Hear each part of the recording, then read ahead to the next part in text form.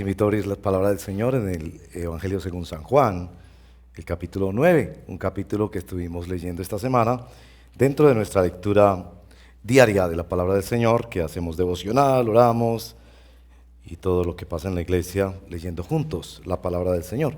Juan capítulo 9, leo para el beneficio de todos.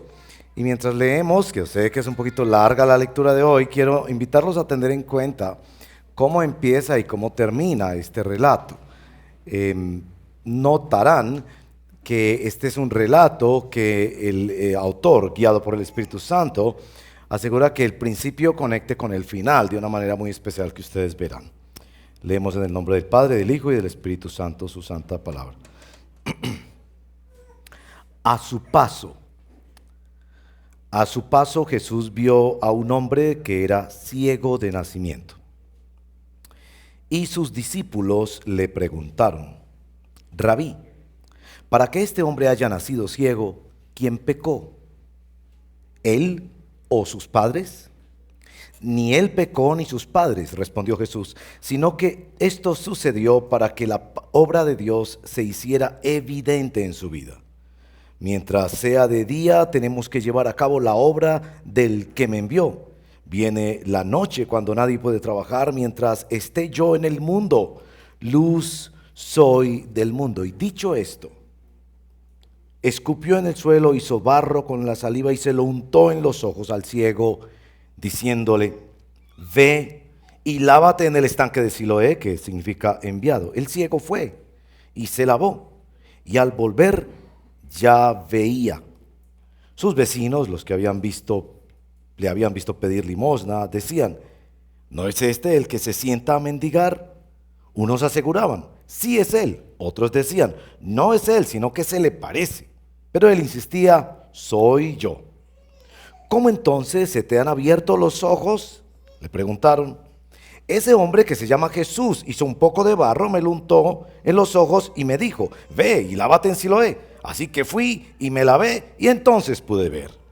¿Y dónde está ese hombre?, le preguntaron. No lo sé, respondió. Llevaron ante los fariseos al que había sido ciego. Era sábado cuando Jesús hizo el barro y le abrió los ojos al ciego. Por eso los fariseos, a su vez, le preguntaron cómo había recibido la vista. Me untó barro en los ojos, me lavé y ahora veo, respondió. Algunos de los fariseos comentaban: ese hombre no viene de parte de Dios porque no respeta el sábado. Otros objetaban: ¿cómo puede un pecador hacer semejantes señales? Y había desacuerdo entre ellos. Por eso interrogaron de nuevo al ciego: ¿y qué opinas tú de él? Fue a ti a quien te abrió los ojos. Yo digo que es profeta, contestó. Pero los judíos no creían que el hombre hubiera sido ciego y que ahora viera, y hasta llamaron a sus padres y le preguntaron: ¿es este su hijo el que dicen ustedes que nació ciego? ¿Cómo es que ahora puede ver? Sabemos que este es nuestro hijo, contestaron los padres, y sabemos también que nació ciego. Lo que no sabemos es cómo ahora puede ver ni quién le abrió los ojos. Pregúntenselo a él, que ya es mayor de edad y puede responder por sí mismo.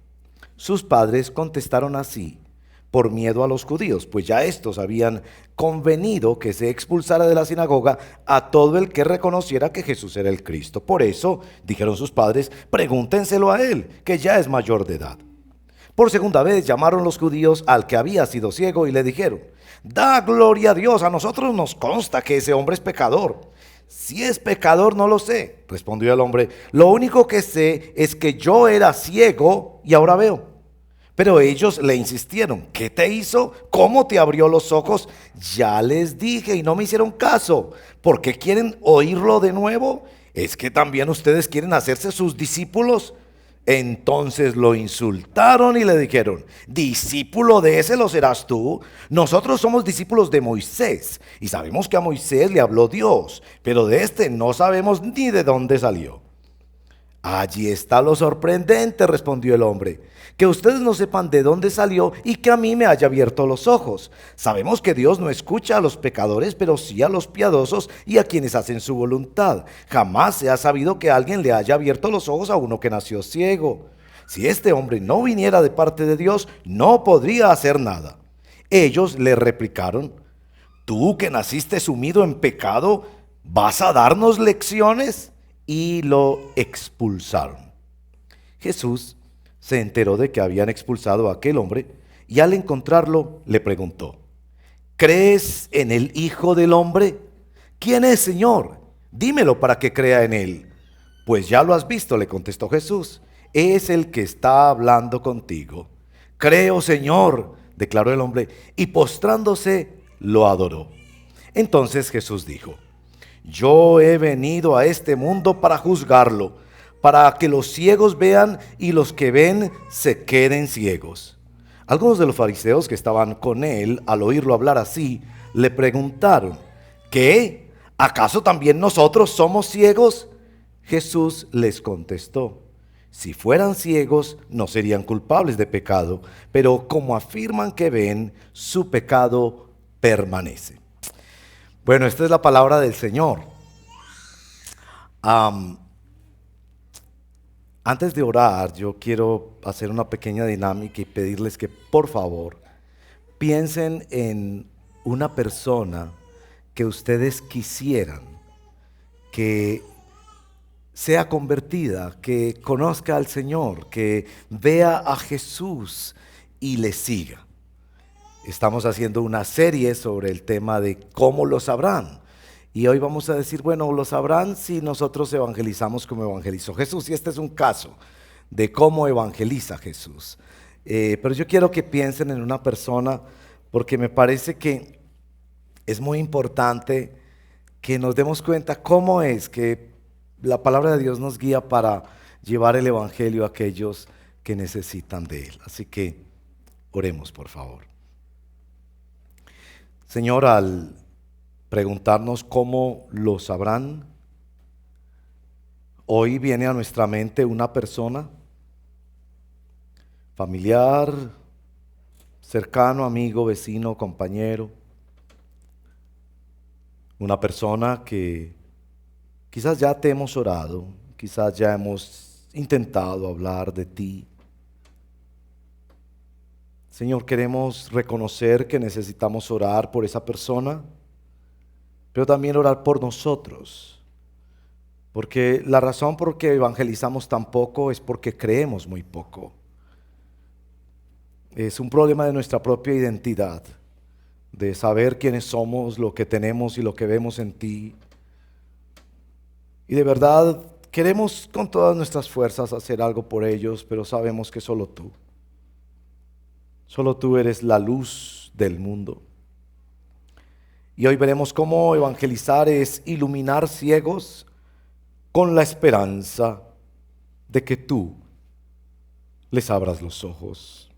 Te lo pedimos, Padre, en el nombre de nuestro Señor Jesucristo. Amén. Bueno, se dieron cuenta que en esta historia comienza Jesús viendo a un ciego y termina en un ciego viendo a Jesús. Y en un sentido eso es la evangelización. Es que nosotros le preguntemos al Señor qué está viendo Él. Y nos unamos en acción y en oración para que los ciegos, por la gracia de Dios, puedan ver. Muy importante esto porque necesitamos renovar nuestra convicción y nuestro compromiso en la evangelización. Bueno, evangelizar es iluminar ciegos con la esperanza de que Jesús les abra los ojos. Y eso lo vemos en este texto a través de 3 grupos de personajes. Notarán que en nuestro texto hay 3 grupos de personajes. El primer grupo de personajes, en los versos 1 al 4, son los discípulos. Los discípulos son ese grupo que camina con Jesús, que ha visto a Jesús, que conoce a Jesús, pero que están ciegos a lo que Dios está haciendo. Que piensan que la evangelización es responder preguntas difíciles o ganar polémicas religiosas. El segundo grupo es el grupo de, ahí están, ¿no? Los vecinos, Los familiares, los padres del ciego y los religiosos judíos, especialmente estos líderes, que son ciegos que creen que ven. El primer grupo son videntes que están cegados. El segundo grupo son ciegos que creen que ven. Son abordados y juzgados por la respuesta final del relato. Y el tercer grupo pues es representado por el ciego, que recibe visión física, nunca había sabido qué era ver, pero que también al final de nuestra historia recibe visión de quién es Jesús y salvación en Jesús. Bueno, miremos esos tres personajes porque creo que nuestro texto quiere, mirando esos casos, enseñarnos a evangelizar. Bueno, el primer grupo, los discípulos, la iglesia. La iglesia que puede ver y que ha visto a Jesús, pero que está ciega. La iglesia ve un hombre ciego y mendigando y lo único que le interesa es responder unas preguntas. Esos somos nosotros, que pensamos que evangelizar es ganar ciertas polémicas religiosas en estas conversaciones de almuerzos de los domingos, cuando los familiares nos tiran pullitas sobre nuestra fe y nosotros queremos ganar peleas y mostrar información y demostrar. El texto es escrito para avergonzar a la iglesia. Si miran los discípulos al final de la historia, a esos discípulos que habían visto a Jesús ver, a Jesús decir que es la luz del mundo y como es la luz inmediatamente hace algo, pero son esos discípulos que dicen que son sal y luz pero no hacen nada. Ni siquiera le pidieron a Jesús intervenir. Si ven una persona sufriendo y todo lo que le preguntan a Jesús es: ¿quién fue el que hizo el pecado aquí? ¿El papá o el hijo? Y habían visto a Jesús multiplicar el pan, sanar los enfermos, hacer tantas señales, y ni siquiera le pidieron a Jesús que ayudara al necesitado. Jesús sí le responde la pregunta, pero evidentemente Jesús los quiere llevar al final. Y el texto obviamente es una vergüenza para la iglesia, porque eso somos nosotros. A nosotros nos interesa que nuestra familia piense que somos mejores y tenemos la razón. Y no miramos su situación y su ceguera. Y Jesús espera como detrás, viendo toda aquella polémica. Pero al final busca al hombre, abre sus ojos. Y el hombre termina en una verdadera conversión, postrado, adorando a Jesús. Y yo me imagino que los discípulos como nosotros, ¿no? Se codeaban y decían: y nosotros decimos, dizque evangelizamos, metiéndonos en las polémicas sobre la eutanasia, el aborto, el matrimonio igualitario, si hay marcianos o no, mandando toda la información que pensamos porque con ella convencemos el mundo. Y no habían hecho nada, no habían presentado ni representado a Jesús. Bueno, debemos decir que este grupo de discípulos tienen algo a favor, y es que caminan con Jesús. Y la paciencia del Señor con su iglesia, que les abre los ojos a ellos también. Y seguramente este relato los apóstoles lo dejaron allí inspirados por el Espíritu para recordar aquella vergüenza y recordar que evangelizar no es responder las preguntas difíciles, ni dar toda una cantidad de información, ni demostrar nada, sino pedirle a Dios que en su misericordia vean a Jesús y representar a Jesús de tal manera que Él sea visto. Bueno, los versos 3 y 4 son precisamente eso, lo que Jesús le quiere enseñar a los discípulos. En el verso 3, después de la respuesta, no pecó él ni sus padres, sino que sucedió para que la obra de Dios se hiciera evidente en su vida. Va a repetir de nuevo sobre la obra de Dios en el verso 4. Mientras sea de día, tenemos que llevar a cabo la obra de Dios. Dos cosas sobre la obra de Dios. Primero, en cada situación humana, especialmente en aquellas de mayor dolor e impotencia, Dios quiere hacer algo. La situación de una persona no es definitiva. Eso está allí para que se vea una obra de Dios. No vamos a responder todas las preguntas. No vamos a entender los misterios de la historia ni de la vida de esa persona. Nuestras mentes van a llegar cada vez más y más preguntas, pero Dios quiere hacer algo. Yo tengo esta convicción de que la mayoría de conversiones se hacen en el último momento de la vida de las personas. Llevo muchos años viendo esto. Es decir, ese travesti que ha modificado su cuerpo tratando de resolver una angustia, un dolor, un descontento que tuvo de niño, al que se le sumaron otras situaciones personales y familiares y que está en ese mundo. Si hay un cristiano que lo ama y trata de hacer algo por él, si hay un cristiano que ora por él, yo tengo la convicción que muchas veces es en el último momento de su vida, que Dios trae tantas cosas a su mente para traerlo a su presencia y será hermano o hermana nuestra en la eternidad y tendremos muchas sorpresas en el cielo. Y yo creo que eso no es solo para esos casos dramáticos. Creo que eso aplica para tu hijo, para tu hija, para tu papá, para tu mamá, para tus hermanos, que hoy en día son ciegos y rechazan la bondad de Dios. Dios tiene una obra. Ahora, la segunda cosa que dice sobre la obra de Dios es todavía más sorprendente. En el verso 4 está esta frase: tenemos que llevar a cabo la obra de Dios, la obra del que me envió. Ahora, estudiantes de la Biblia, ¿captan la contradicción de esa frase? O sea, para estudiar la Biblia hay que hacerse preguntas. No comer por comer. Hay que masticar mucho. ¿Te das cuenta de la contradicción de esa frase? Si es la obra de Dios, ¿qué hacemos nosotros haciendo la obra de Dios? Si es obra de Dios, pues es obra de Dios. Yo no hago la obra de Dios, se supone que Él hace su obra. ¿Qué es esto de llevar a cabo la obra de Dios? Bueno, este argumento es un poco más extenso, pero déjenme resumirlo. Juan 5. Interrogado sobre la sanidad del paralítico, Jesús dice: yo no hago nada por mí mismo, sino solo lo que veo hacer al Padre. Y este es el gran paradigma que nos enseñó Henry Blackaby en su famoso libro Mi experiencia con Dios. Que nosotros no hacemos planes, que nosotros no le presentamos planes a Dios. Ay, Señor, aquí está mi plan, bendice. No. Que nosotros nos preguntamos, ¿qué está haciendo Dios? Y nos unimos a lo que Dios está haciendo. A esto es que se refiere Jesús. Jesús vio con su compasión que Dios estaba haciendo algo y Él dijo: yo me voy a unir a lo que Él está haciendo.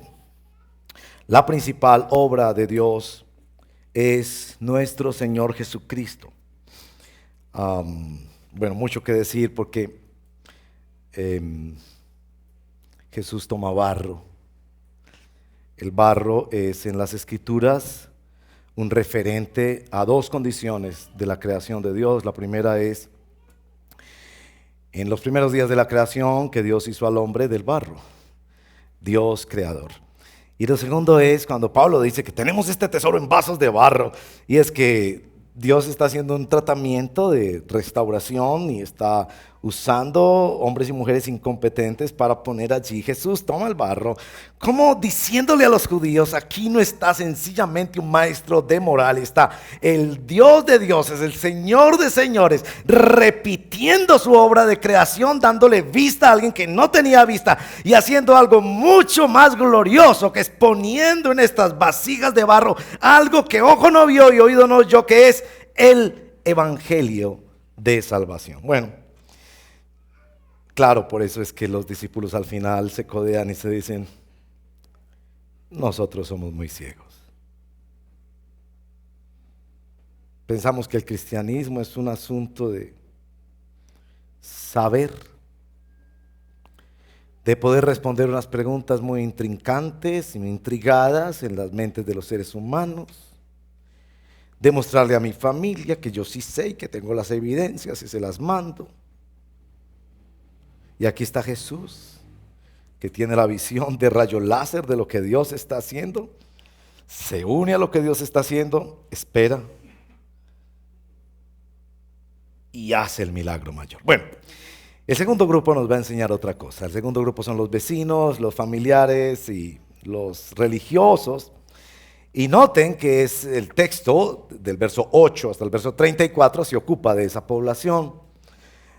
No es una cosa inesperada. El escritor, guiado por el Espíritu Santo, ha decidido relatar. Hay 12 preguntas que se le hacen al ciego. Todo este debate, toda esta maraña de asuntos religiosos, que el sábado, todo lo demás. Y el texto tiene un sarcasmo. El texto se detiene a contarnos que hay una ceguera mayor. Estos religiosos ni siquiera celebraron que una persona que jamás había visto ahora puede ver. Y ya no tiene que mendigar, puede trabajar. Y ya puede ser recuperada esa dignidad humana de ser útil y de sentir que no tiene que estar viviendo de las migajas de otras personas. Ellos no ven eso. El mismo Hijo de Dios, Dios mismo, se les pasa por las narices y no lo ven. Y claro, nos quiere decir que hay una ceguera mayor. Ahora, nosotros pensamos que la ceguera espiritual de nuestros familiares y amigos que quisiéramos que vengan a Cristo se va a resolver si nosotros les mostramos milagros, si nosotros les mostramos evidencias. Y bueno, eso en esta generación es muy fuerte porque en los años 80 y 90, que fueron muy formativos para la iglesia en América Latina, existió un movimiento dentro de la iglesia que se llamó el evangelismo de poder. Si ustedes no son tan viejitos, tal vez no han escuchado esa frase, el evangelismo de poder. Pero me van a entender si les cuento unas cosas. Por ejemplo, ustedes se acuerdan que en los años 80 y 90 sobre todo, había muchas cruzadas evangelísticas. ¿Se acuerdan?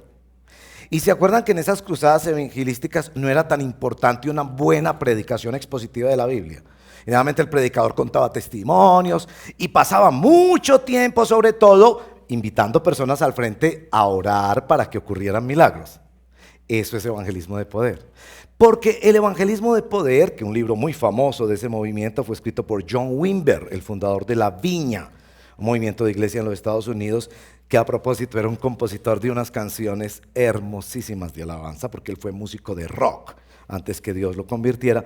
Pero bueno, en su libro famoso que se llama así, Evangelismo de Poder, él dice esto: la evangelización debe estar precedida y sustentada por demostraciones de la presencia de Dios, que con frecuencia resultan en grupos de personas siendo salvadas. Okay.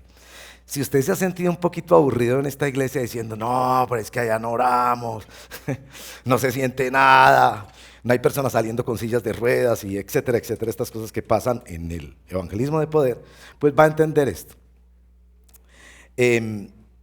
La idea del evangelismo de poder es que las personas no creyentes necesitaban ver milagros para convencerse y tomar la decisión de seguir a Cristo. Entonces usted escuchaba que en cierto lugar había una cruzada, en una iglesia vino un predicador y están allá pasando prodigios, señales y milagros. Entonces yo voy a traer a mi primo que es ateo, o un amigo que es un renegado y cree que Dios no existe, lo voy a traer para que ahí sí se convenza. Bueno, este capítulo es escrito para mostrar exactamente lo contrario. Pero no solo este capítulo. Si usted examina el ministerio de Jesús, va a encontrar tres cosas sobre los milagros y las señales. Primera, los milagros en la mayoría de los casos no eran aceptados y no conducían a multitudes que se salvaban. Si usted examina el ministerio de Jesús después de 3 años y medio, resucitando muertos, echando fuera demonios, restaurando vidas, sanando leprosos, multiplicando el pan, calmando tormentas. 120. ¿120? Ahora, no es solo eso, que no había multitudes que le seguían, sino que los milagros en la mayoría de los casos, como en este caso, llevaban al rechazo, a la expulsión del ciego de la sinagoga. Y las mismas multitudes que recibieron toneladas de milagros, gritaban después, crucifíquelo, crucifíquelo, y fueron los que persiguieron a la iglesia. Estos mismos milagros no parece que lleguen a demostrarle a las personas y ayudarlos a razonar para que vengan a Cristo. ¿Por qué no?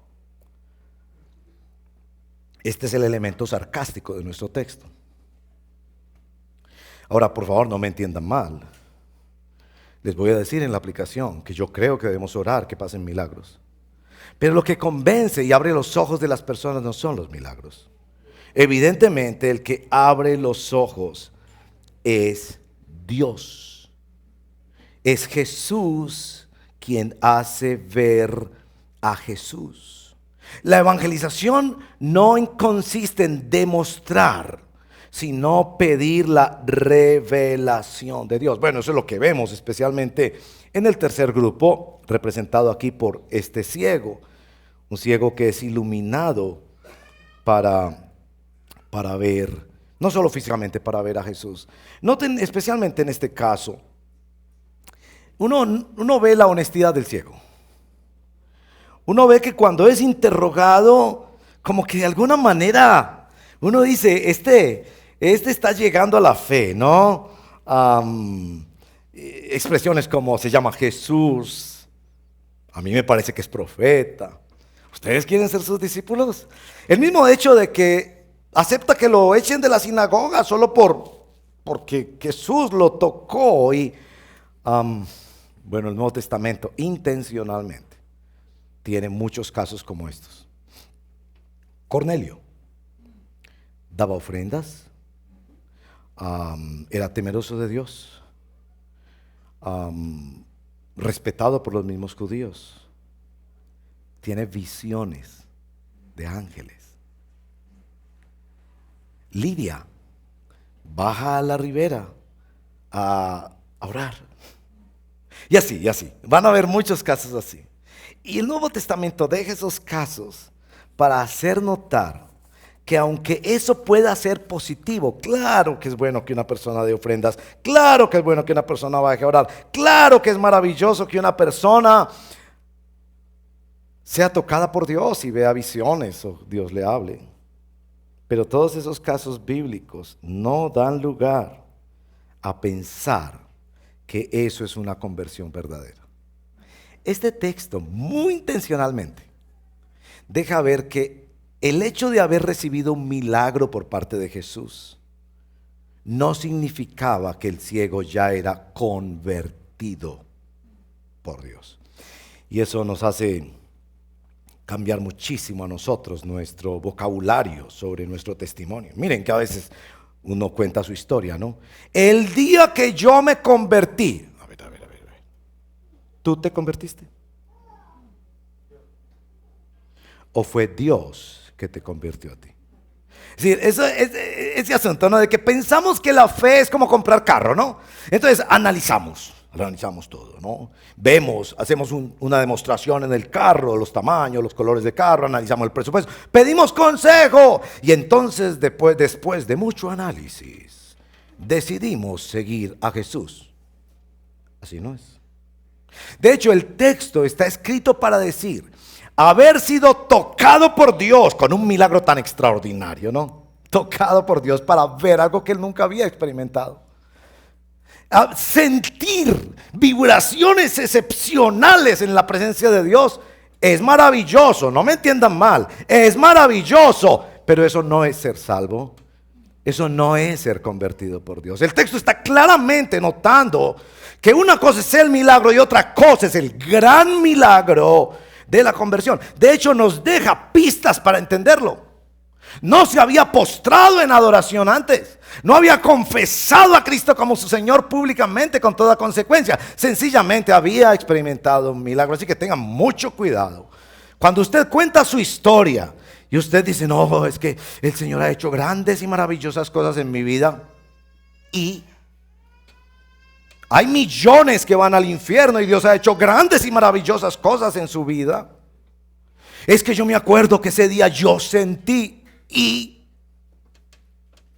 evidentemente el texto está indicando que tiene que haber una revelación de Dios a esa persona. San Pablo, el gran San Pablo, mi amigo, el gran San Pablo, que había sido preparado para ser el mejor rabí de Israel, que se sabía el Pentateuco, los 5 primeros libros de la Biblia, de memoria, que pensaba que adoraba a Dios. Define su fe en estas palabras: Dios escogió revelar a su Hijo en mí.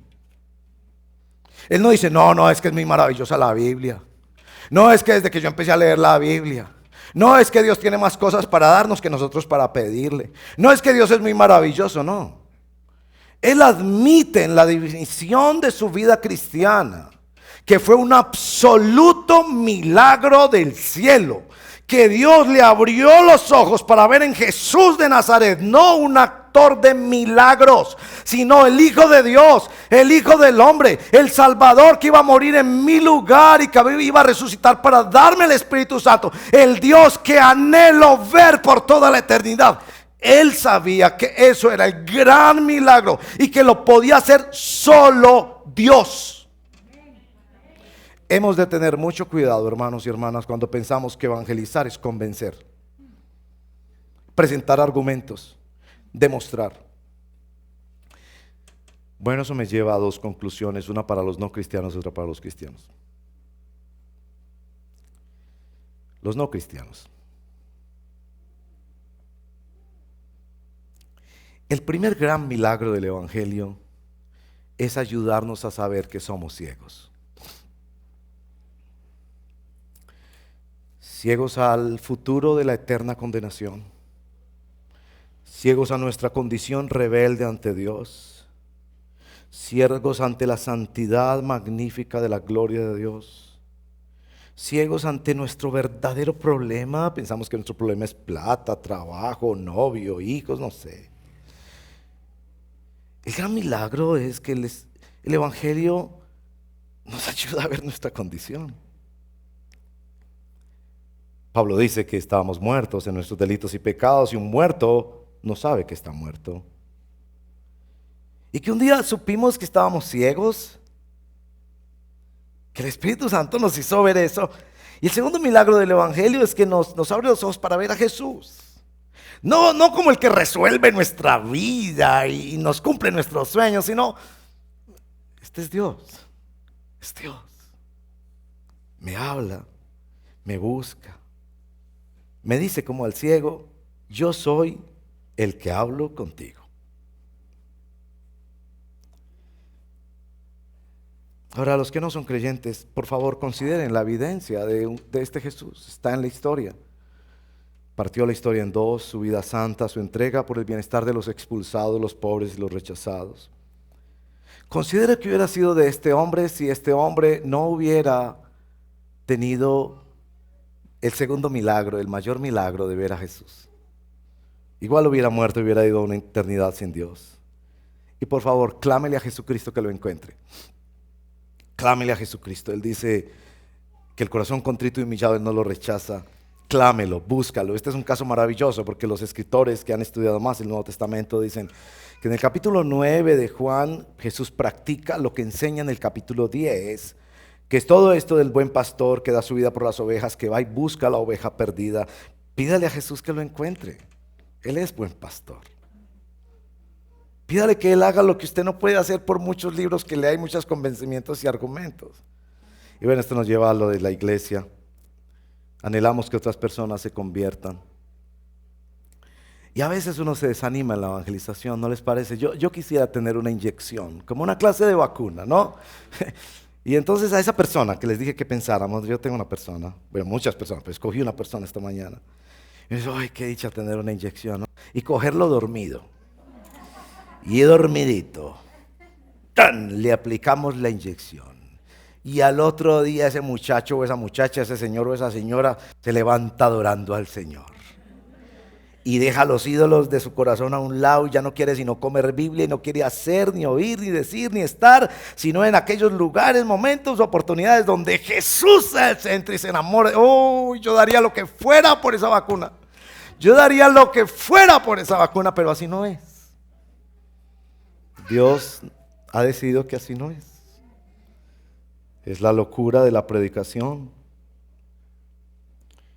de una predicación que nos cambia y nos avergüenza a nosotros en primer lugar y que nos pone en varias dimensiones. Yo creo que una dimensión es caminar con Jesús y pedirle a Jesús que nos diga qué está viendo Él. Porque donde nosotros vemos polémicas e intrigas, Él ve otras cosas. Que por favor abra nuestros ojos para conectarnos con la obra de Dios. Que nos permita servir de instrumentos de milagros que conduzcan al milagro. Así que la aplicación para nosotros como iglesia, hermanos y hermanas, el chat de nuestra iglesia. Nosotros lo llamamos menos es más, porque ahí no podemos publicar todo lo que quisiéramos, sino solo peticiones. Se las enviamos al administrador, solo peticiones. Y los administradores del chat envían ocasionalmente información de la iglesia.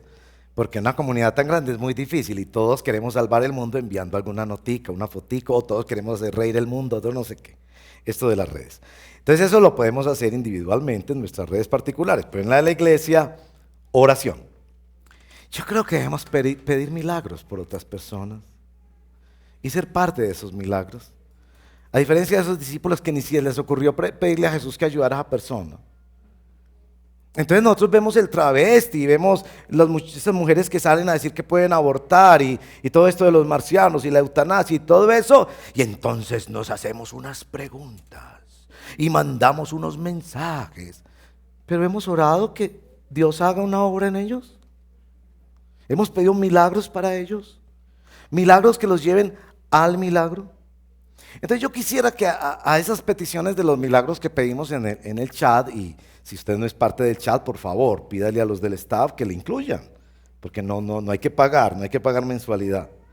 Y entonces usted ora por las peticiones de otros, pero también confía en sus hermanos en Cristo para que lleven la petición de su vecino, de su familiar y de sus peticiones personales también. Pero yo quisiera que añadamos también que ese milagro los lleve a otro milagro. Sí, por ejemplo, que Dios les provea trabajo, pero que les provea paz en medio de la abundancia o en medio de la escasez. Sí, que Dios sane a ese niño, pero que también sane la relación de sus papás que están peleados. Que añadamos nuevas dimensiones y sobre todo la dimensión de que vean a Jesús, que es el que satisface el alma necesitada. Entonces la aplicación, para la aplicación la pregunta del atrio. En la pregunta del atrio yo tengo aquí en mis noticas evangelismo a partir de la intriga. Entonces la pregunta del atrio tiene dos partes. La primera es ¿qué te intriga? La situación de un vecino y tú dices, uy, ese señor gana tanta plata pero viven tan mal, ¿cierto? O la situación de ese muchacho que está cambiando tanto, tan raro, y te intriga, ¿será que es un marciano? Y tienes tantas intrigas, ¿no? Entonces, cuando preguntas qué te intriga, algo del pasado de una persona, esta persona, ¿por qué? ¿Por qué será que no prospera? ¿Cierto? Las intrigas. O lo contrario, esta persona, ¿por qué siempre le va tan bien? Bueno, entonces en esas intrigas, porque la historia comienza en una intriga, ¿cómo podrías involucrarte en la obra de Dios a partir de lo que te intriga? Porque yo tengo la sospecha que allí nacen profesiones, vocaciones, llamados.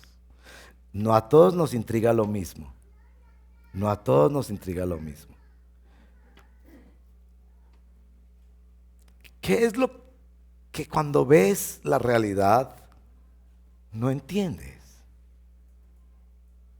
Entonces la respuesta del evangelizador no es, le voy a ir a preguntar al Señor o al teólogo más prominente de la ciudad para que me diga, de modo que cuando mi familia me pregunte, yo tenga la respuesta. Si quiere hágalo porque algunas de las preguntas sí tienen respuesta. Pero ¿no será que más que resolver un asunto cognitivo, lo que el Señor quiere es meterte en una dinámica del evangelio para servir como intercesor de esa persona y para representar a Jesús ante esa persona y para suplicar que Dios haga el milagro que solo Él puede hacer, que es abrir los ojos a la dimensión espiritual y ver en Jesús su esperanza, su salvación, su consuelo, su paz. Bueno, esa es la pregunta para el atrio: ¿qué cosas te intrigan y cómo puedes involucrarte en la obra de Dios a favor de aquello que te intriga? Oremos.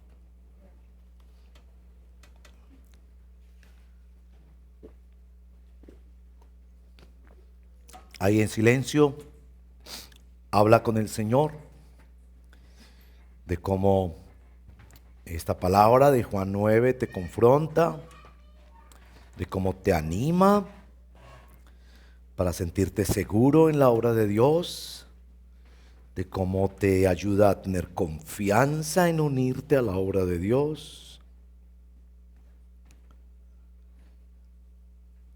Toma también un momento para orar por la persona que estábamos orando en principio.